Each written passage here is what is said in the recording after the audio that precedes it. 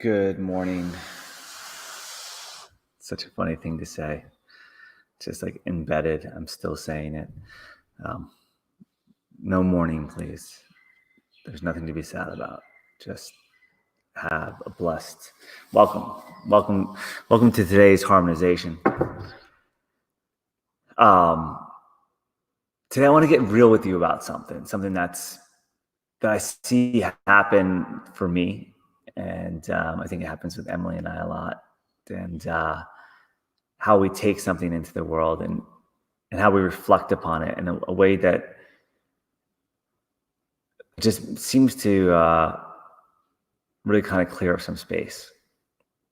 And it's also freaking entertaining, actually. Let's just even go with the fact that it's so entertaining.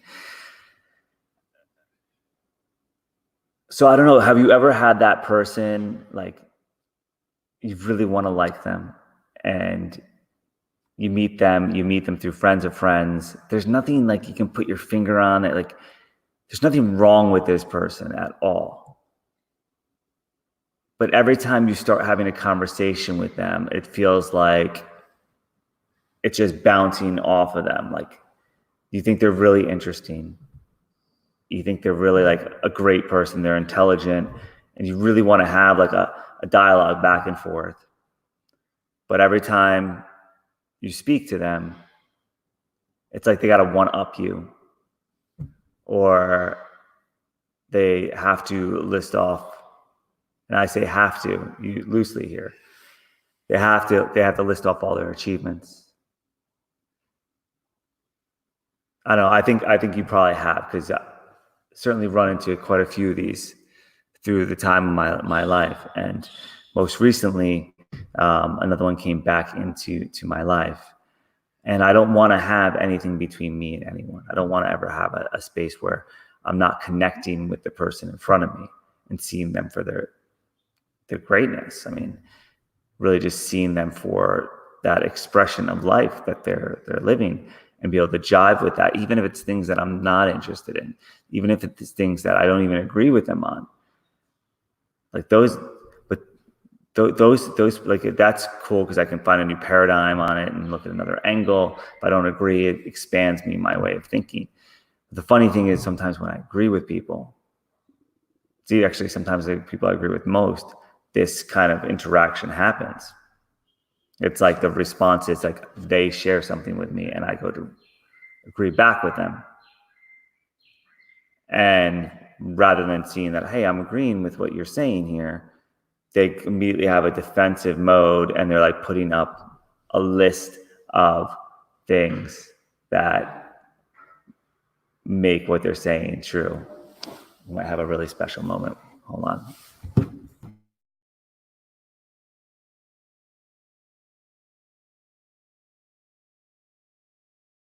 We're gonna save a bird right now. This is pretty cool. So sometimes this happens with these birds. They get confused. Look at this beautiful parrot right here. Come here. Come here. Come here. Come here. Come here. Come here. Come here. I don't know if you guys can see this right here. Dude, we had you. We had you. We had you. Now that he's out of life. Come here. Come here. Come here. Come here. Come here.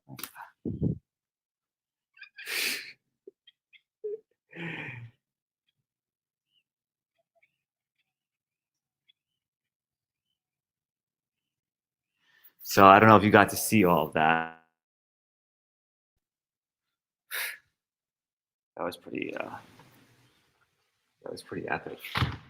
Be able to rescue a parrot like that.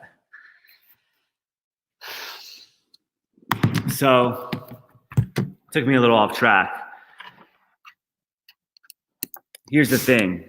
Here's what I really discovered is behind every one of those conversations where it feels like that's happening, where it's like people one-upping or having to list off or getting defensive about things. Shelly, I don't know if you just caught that video I know you got a house out here, a property out here. We literally there was just a beautiful parrot that we just had to rescue. So you're going to want to watch this from the beginning. So jumping back, and I'll make it brief now. So long story short, somebody came back into my life that I met through friends, super great person. And every time I talk to him, he's listing out all of his accolades. And even when I'm saying something in agreement with what he says, if he's like, "That's the most beautiful blue I've ever seen," I'm like, "Yeah, I agree. It looks like it's a deep turquoise blue," and he'll be like, "No, it's like emerald blue from the deepest caverns of Mordor." And you're like, "Whoa, like, bro." Sometimes it's expanding, and it's really beautiful, and sometimes it's, "Well, you read a book today? I read 3 books today." So it's like it gets very interesting. And what I realized was that this person's got a program running that I used to have as a little boy. Like, instead of looking at him as just a grown up, actually maybe even older than I am, I looked at him and realized, like, what is this program that's running right now? Like, what's this? When was I like that?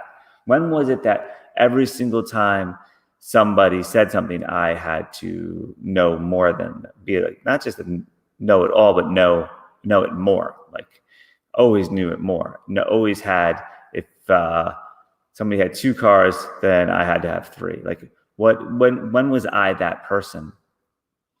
And it brought me back to this childhood moment where I got, like, patted on the back for doing something great, and I got punished for doing something wrong.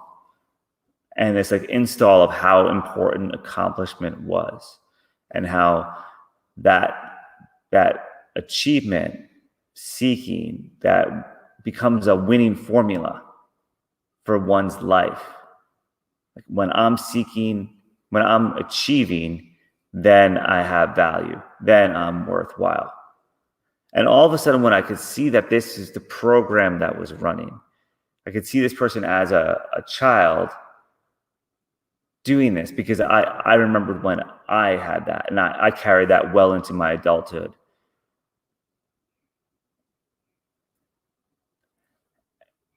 And once I was able to see this in this other individual, it became very easy to dissolve it and see exactly what was going on, versus taking anything personal, taking any kind of offense, even getting annoyed with the person. I could easily see that, just like so many others, just like myself at some point in time, that this need for acknowledgement and achievement and creating something that seems like it doesn't exist anymore, or being better than, or whatever, being the top of the class, winning, became so much more important than even being in the present moment. Because what's life without a bunch of things that I've checked off that I've done, right? That's one way of philosophy. So I thought I'd share this with you guys this morning. Shelly, the inner child. So we have so many different themes. We all have themes that run through our lives, whether we're aware of them or not. And the thing is, when we become aware of them, then it becomes really obvious what's going on. And then it's something that, like, oh, now I can resolve this issue. And when becoming aware of it, then and resolving the issue, it doesn't repeat. Or if it does repeat, it's going to repeat in a bigger way, because it's a bigger test to overcome this, because we all have a life mission. This is part of the gift that we have, that we tap into with the heart all the time. Well, that also comes with the antagonist, the life theme of overcoming something. And what is it that I'm consistently overcoming and evolving past and through? And we get to see this in those people that we have around us, because they're reflecting back to us those parts of us that are wounded. And when we're still wounded with those parts, or those parts that have been wounded, right? In an older version of me, I would have broke out my list of all the things that I did or had to now start competing with this person to see who was more accomplished.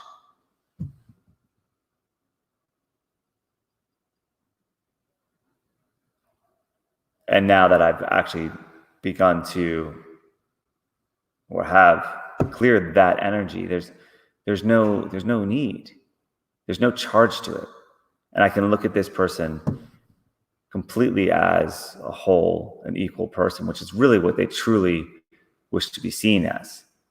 I think. I mean, I know that's true for me. Like that's all I'm looking for from the people across from me, no matter what suit they have on. I could be dressed in this. How many prejudices are made? How many prejudges are made? I don't know. The thing is, we all hold equal people.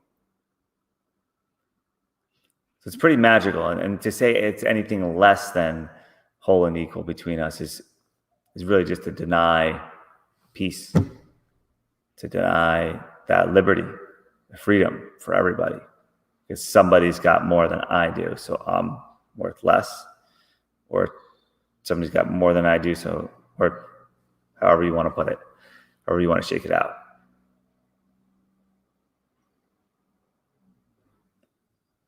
It's just an interesting thing to reflect on, I think. Because right here we have the power in how I hold the paradigm and how I look at the world. The moment I think somebody has it better than me, I start going to a duality, and then there's judgment, and there's prejudging. So better or worse. And with all of that comes entertainment, comes all the drama of all the stories. So I think if we drop into it and actually really consider it as this drama, this blindness, these stories, these wounded inner children, or whatever it is, right, that's arising, is just allowing a story to be written. And it may be a drama, and it may be a sad story, it may be a hero's journey. It's totally up to you in your dream. I think that's pretty magical that we get to play that. I just got to be the hero that saved that parrot. That was pretty freaking epic. That's an amazing feeling in my heart to be able to do that, like to be able to exist and feel that way. So thank you for listening. I hope this touched some of your hearts and opened them up a little bit.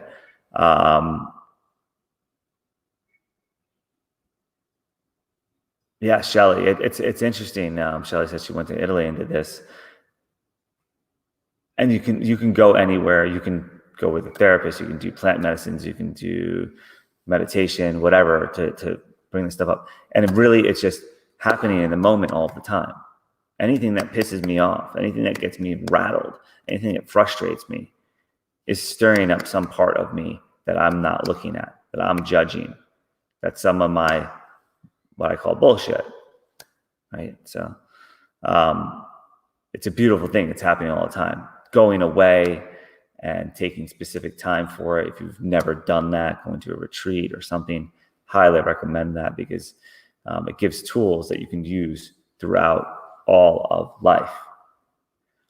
And the more time, like I formalized a lot of processes around this for myself, so that when things show up, I have like an easy way that I can just move right through it.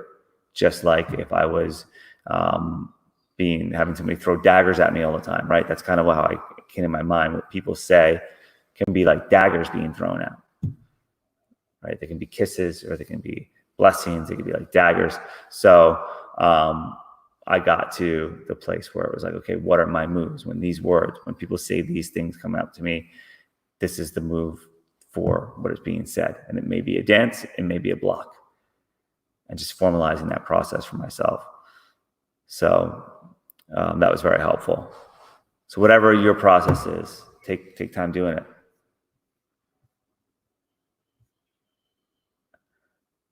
feeding into self-will seems to feed entertainment and depression. I might jump into, is that mind or heart, right? So into that mind.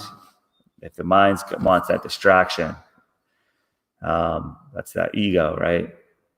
Whereas I think will is a expression of a power. It's the willingness, the allowance, and I think will is very divine. It's all things are allowed, which may be entertainment and depression, sadness, or maybe happiness, but it's all allowed. It's all willingly. We're all giving that. So, however, I definitely think that the mind can look for distractions. It happens all the time. It happens to me. Average time on here is like 5 hours a day. 5 hours a day on here, apparently. That includes music and watching videos and reading articles and stuff like that. But like an hour and a half of social media time. It's way too much. It's crazy. Crazy. It's like an addiction. So here we are. Hop into that position to open up, tap into the divine self.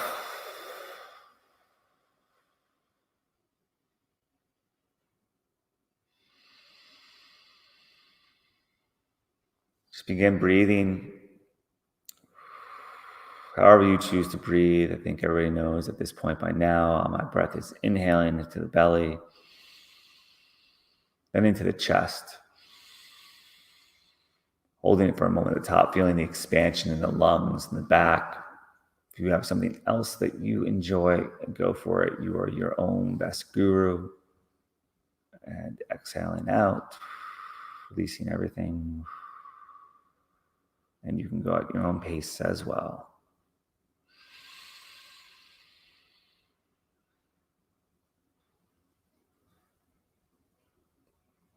Just in this moment, the eyes closed,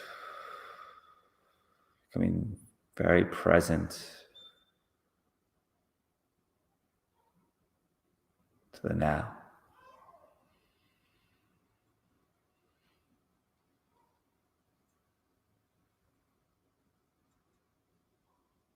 The silence around you, the vibration of my voice.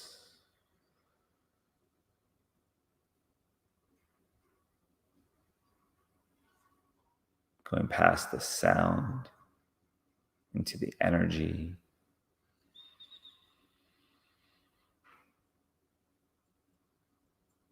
That's flowing through the body, flowing through the breath.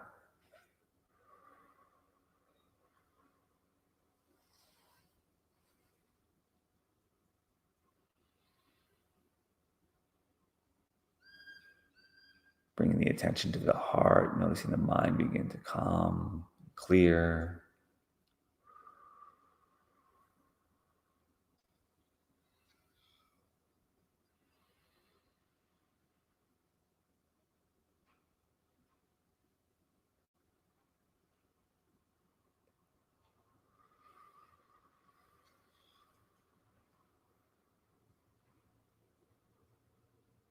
Noticing the gift that is the now.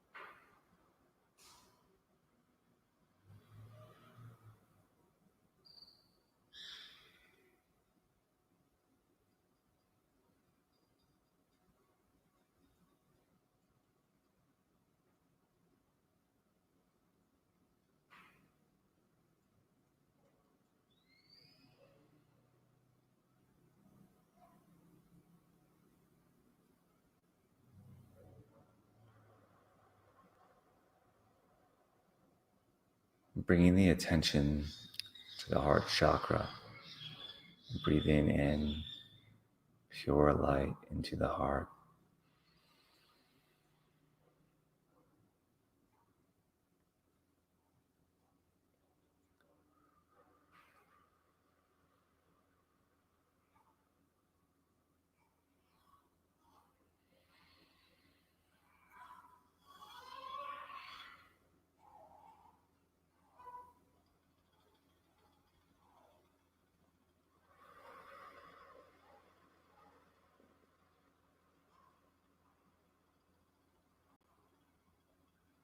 Notice the energy flowing in and around through the body, through the toroidal field.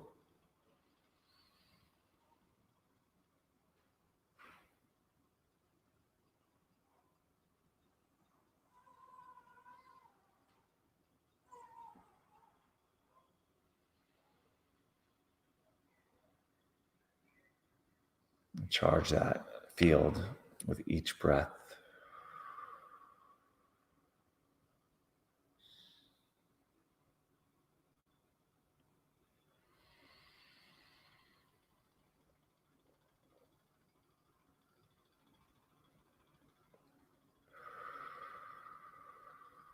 As the heart illuminates brighter and brighter to a white golden light.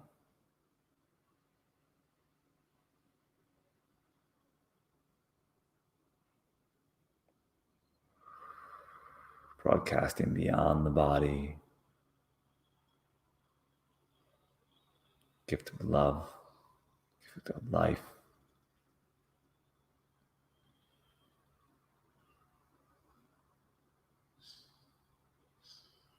gift of light.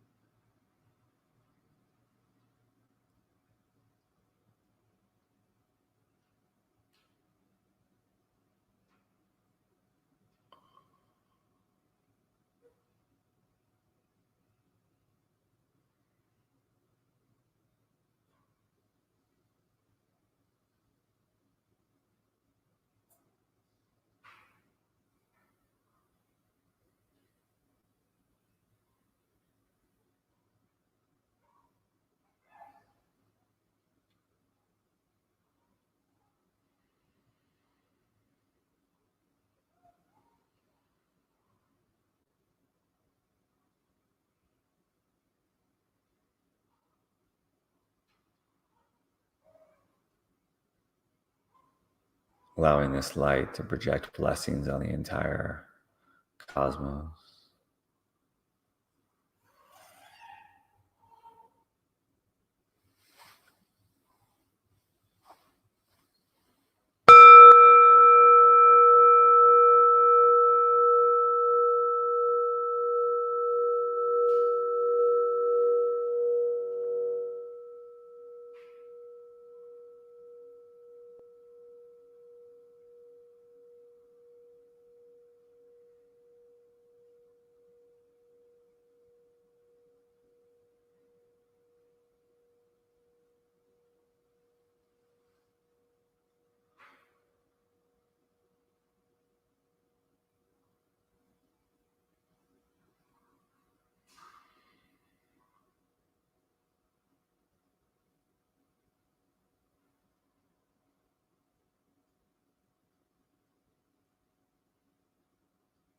Noticing the infinite well of energy that resides inside gives rise to perception, to life.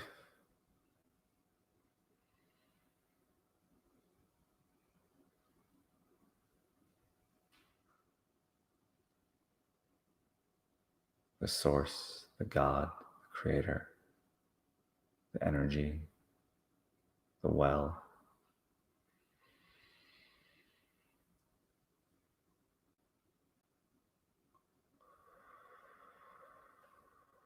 Welcome.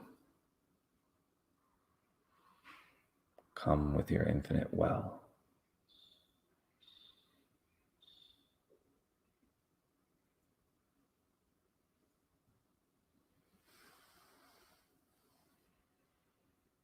Bringing the hands up to prayer position, pressing them together in front of the heart. Breathing in.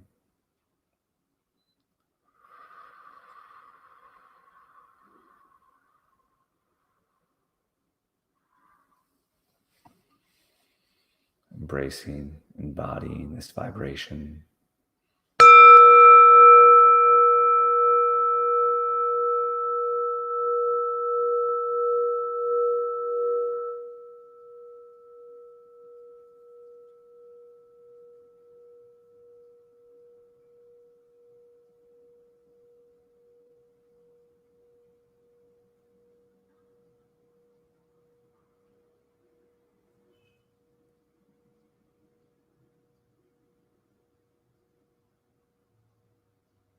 May all see the light that you shine so brightly in all places in which you are present.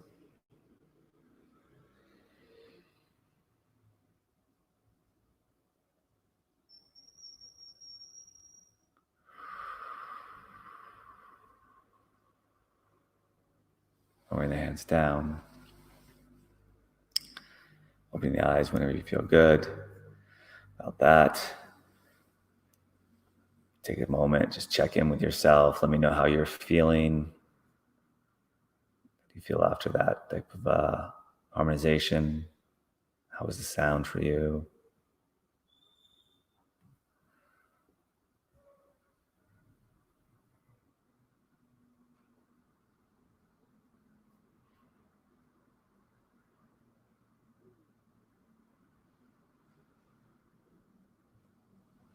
Yeah, Shelly, I definitely see that.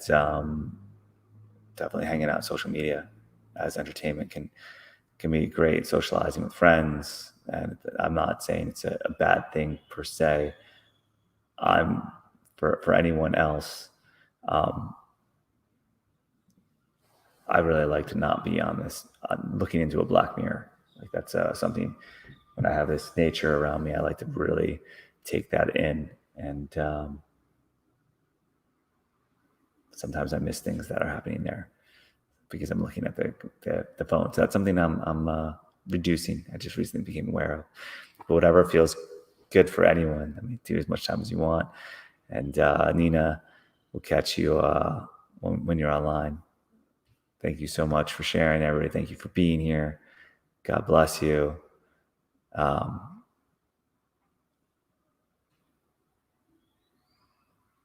Beautiful, prophetic moment. Wonderful. Having epiphanies. Thank you for sharing.